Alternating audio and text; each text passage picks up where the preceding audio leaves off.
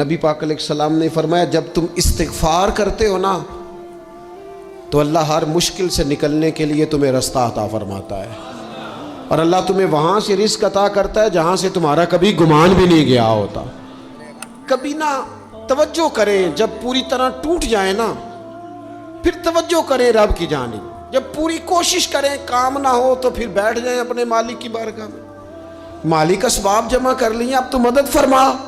جب پوری طرح حضرت ابراہیم علیہ السلام کے پاس مہمان بڑے آیا کرتے تھے، مہمان نواز بھی بڑے تھے، بغیر مہمان کے کھانا ہی نہیں کھاتے تھے، بڑے مہمان نواز تھے۔